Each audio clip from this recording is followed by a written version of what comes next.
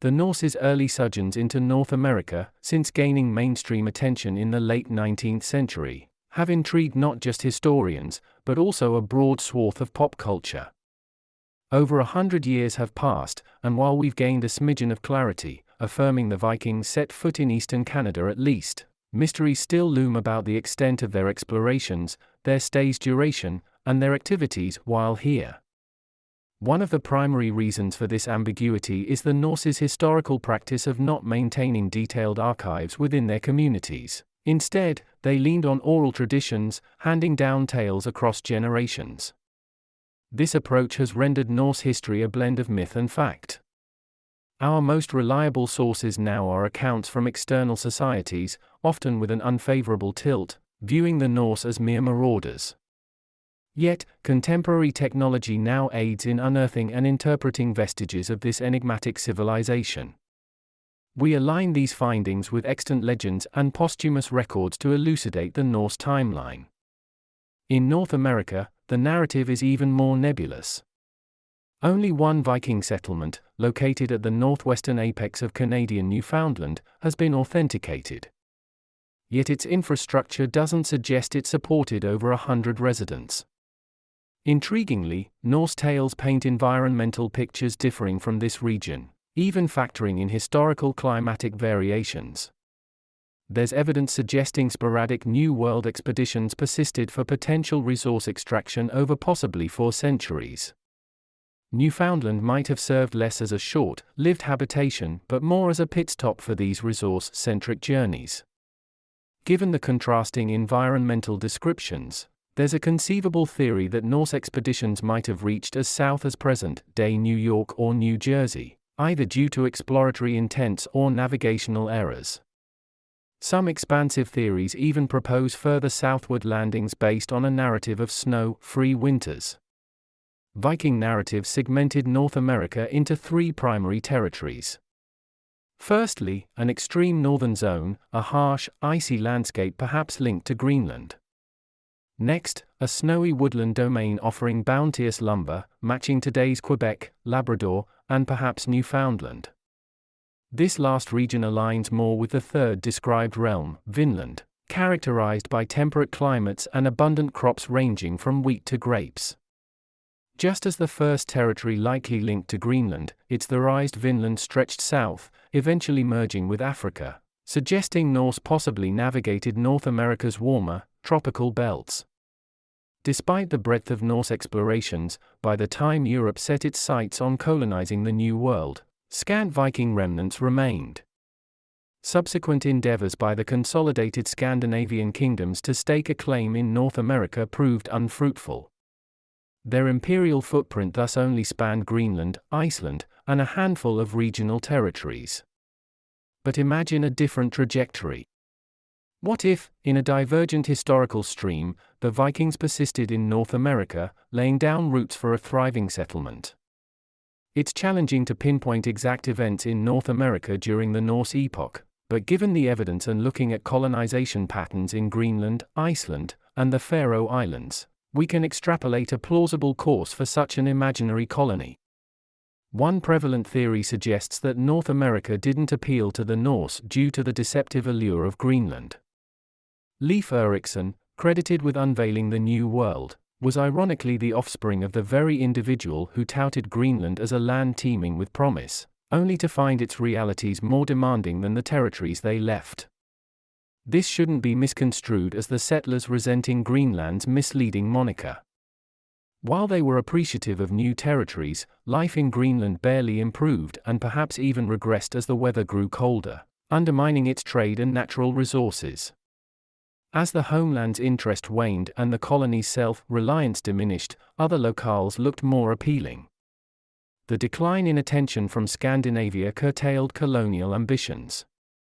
Greenland, perceived as the Norse frontier, grappled with dwindling resources, making colonization progressively taxing.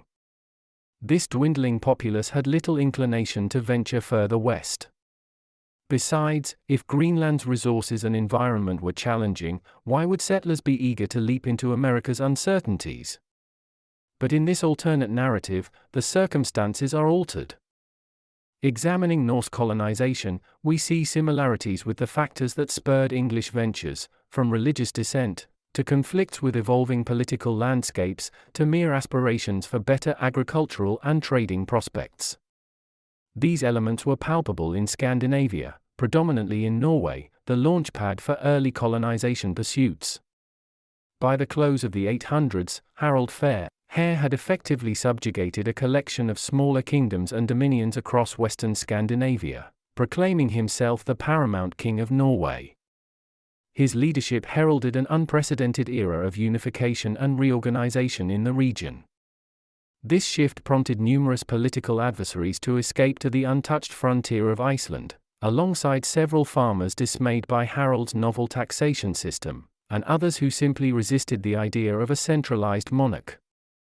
In parallel to the English-American colonies, Iceland soon founded its own representative governance system.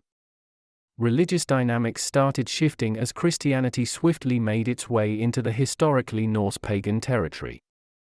Leif Erikson, post his Christian baptism by the king, was dispatched to Greenland with the aim of proselytizing the populace, a mission undertaken prior to his discovery of North America. This context presents two probable catalysts for intensified colonization. The first scenario hypothesizes that, mirroring Spain, Norway perceives an avenue to propagate its faith amongst the indigenous people, eventually leading to the growth of missionary outposts into sizable colonies benefiting from the rich resources. However, this assumes Norway's zeal to evangelize a distant land even before consolidating its own, which seems improbable. Moreover, without the lure of immense wealth, this venture might be deemed as not worth the investment. The alternative postulates that Eriksson's religious outreach in Greenland faces significant backlash. Given the inhabitants' existing discontent with both their arduous living conditions and the monarch, tensions escalate. Concurrently, Iceland, pressured by the king, starts its own Christian transition. Shortly thereafter, it concedes to the directives of its distant governing body, enacting a uniform religion and legal system that necessitates conversion throughout its territories.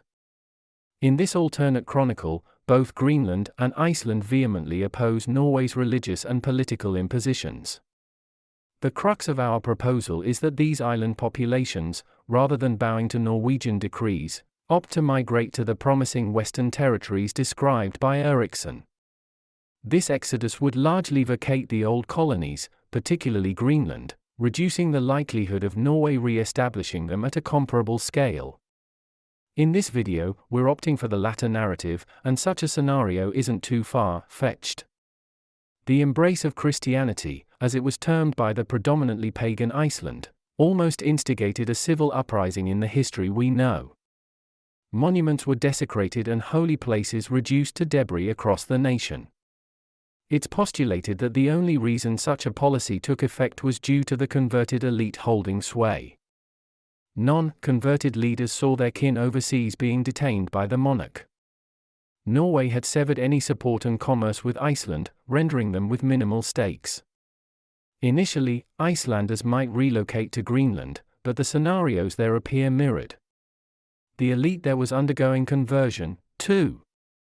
Regardless, it would soon dawn on the migrants that Greenland lacked the capacity to sustain the augmented populace. Hence, a subsequent journey would be charted toward the fabled Vinland of Eriksson. An inaugural colony would likely house several thousand settlers, with more following suit as Norwegian dominance intensified in Greenland, and as the colony itself evolved into a more appealing habitat. Prior to that, a steady source of nourishment would be a priority, hunters exploring the region for local fauna, fishermen amassing salmon, as recounted plentifully by Eriksson, and the native crops being culled and stockpiled.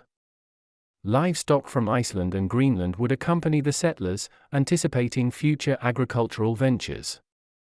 While the Norse pioneers might be wary of a monarchical counterstrike, they'd also understand that the vast geographical divide would deter any immediate offensive. Thus, their habitation would be strategically positioned along a shoreline, one that could be fortified against any unexpected assaults.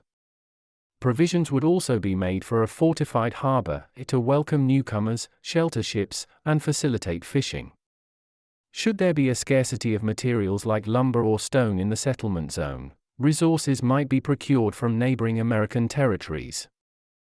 Engagements with the indigenous people are bound to vary, with some culminating in trade or collaboration, while others could quickly escalate to, or begin with hostilities.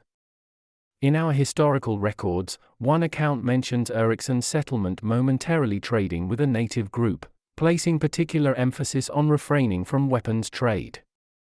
This hints at the Vikings' awareness of their advanced weaponry and their reluctance to have these tools potentially turned against them, or replicated by the local inhabitants.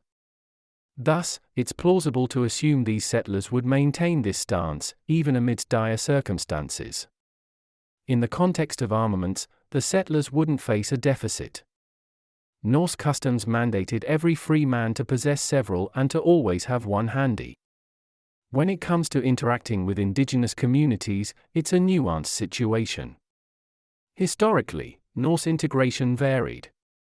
For instance, in Normandy, there was not only collaboration with the Franks but also a swift assimilation of their religion, language, and various customs.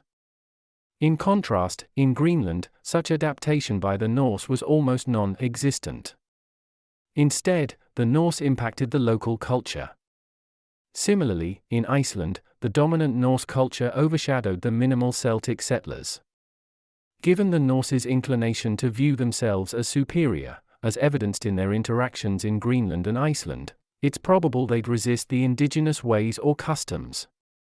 Their primary drive for colonizing, after all, was the preservation of their faith and traditions. This mindset could initially set them back, as they might dismiss the survival tactics of the indigenous people, compelling the Norse to independently devise their own methods. Additionally, they'd likely face continuous challenges and aggressions from the local tribes. Yet, in the long haul, such resistance could strengthen their unity and perhaps even spur innovations that even the natives hadn't conceptualized. In terms of cultural identity, this Norse colony would undoubtedly hold onto the Vikings' pagan roots even as Scandinavia progressively embraced Christianity. Such a cultural chasm would likely mean that if and when communication between the colony and the crown resumed, a peaceful reintegration would be nearly impossible without resorting to conquest. Some might posit that a Norse pagan community couldn't build a governance structure as robust as their overseas counterparts. Yet, Harold Hare's consolidating efforts and the foundation of the Icelandic parliament show that even with certain challenges and iterative processes, an effective governance can be built in such a society. Remarkably, Viking governance is hailed as one of the most successful early decentralized systems. That said, it would inevitably need tweaks in this new setting. For instance, in most Viking societies, laws weren't formally documented but were entrusted to a law speaker for memorization and recitation. Drawing parallels to how geographical distance pushed English settlers towards more democratic structures, the governance needs of this Norse colony might push them towards a more centralized model, perhaps evolving beyond the Icelandic assembly. This could involve the nomination of a high king, with subordinates like lesser kings or chieftains acting as community representatives, and eventually, envoys for emerging settlements. The more mature parts of the colony, particularly coastal regions, would likely prioritize self-enhancement and local optimization. However, it's uncertain how long these coastal hubs would take to develop into full-fledged cities following the Viking paradigm. Yet, time would be on their side. As northern seas became challenging to navigate over ensuing centuries and attempts to reclaim the Norse American colony faltered, rulers, first Norwegian, then Danish, might deem the colony a lost venture, letting it chart its course. Some might speculate that a Viking presence in the Americas would prompt earlier colonization efforts by other European entities. However, the nascent naval capacities of the emerging European superpowers would be grossly inadequate for such endeavors. Furthermore, Scandinavia's relative isolation from the rest of Western Europe would persist.